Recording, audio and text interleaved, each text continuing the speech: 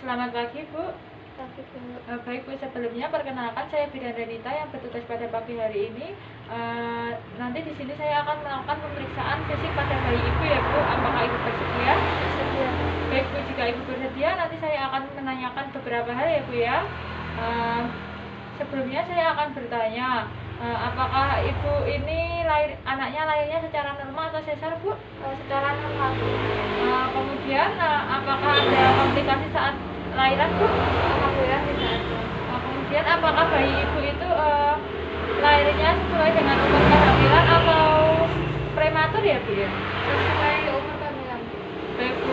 Kemudian Ibu di rumah tinggal dengan siapa dan apakah Ibu memelihara binatang gitu, Bu, di rumah? Saya tinggal sama suami saya, Bu, tidak memiliki binatang. Baik, Bu. Apakah Ibu mempunyai penyakit TBC gitu, Bu?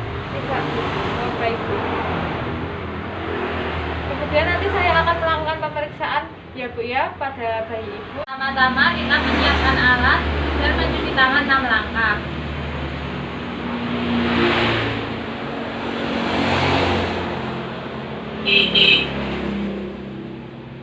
Setelah itu kita matikan AC, matikan kipas.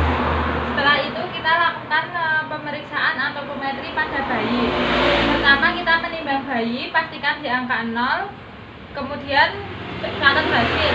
Setelah itu kita lakukan pengukuran panjang badan dari kepala sampai ujung tumit. Setelah itu kita catat hasil. Kemudian setelah itu kita hitung lingkar kepala bayi menggunakan medlin dari dahi memutar kembali ke dahi. Setelah itu kita catat hasil. Lalu kita hitung lingkar dada dari puting melewat ke belakang, lalu kembali ke puting lagi. Lalu kita catat hasilnya. Setelah itu kita periksa vital sign bayi menggunakan stetoskop. Pastikan stetoskopnya sudah nyala. Kita ukur denyut jantung bayi selama 1 menit. Normalnya nanti hasilnya 120 sampai 160 kali. Kemudian kita hitung pernafasan bayi. 1 kali inspirasi dan 1 kali ekspirasi dihitung 1. Dihitung selama 1 menit. Kemudian kita catat hasilnya. Lalu kita ukur suhu bayi. Kita jepitkan termometer ke ketiak bayi. Lalu setelah itu kita pegangi tangannya supaya tidak gerak-gerak. Setelah itu kita catat hasilnya. Kemudian selanjutnya kita melakukan pemeriksaan tertutup, yaitu mulai dari kepala bayi. Kita raba pelan-pelan. Kita lihat sutura, kalau ada penumpukan berarti malase. Kita lihat malasenya di derajat berapa. Kita lihat juga kaput sepsidarium berisi air atau kita lihat cefaldermatoma berisi darah. Kemudian periksa wajah bayi, kita melihat bayi mata, kita lihat simetris atau tidak. Kemudian kita lihat apakah ada tanda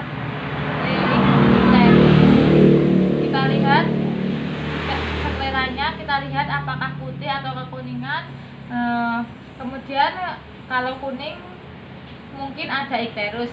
Lalu hidungnya kita lihat lubang hidungnya ada 2, tidak ada pernafasan cuping hidung.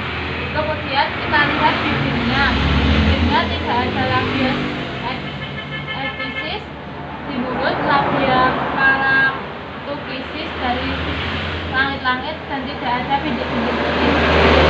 Bu, ini nanti kalau bayinya minum susu formula harusnya dibilas dulu ya, Bu ya, setelah minum. Kalau ASI tidak dibilas tidak apa-apa.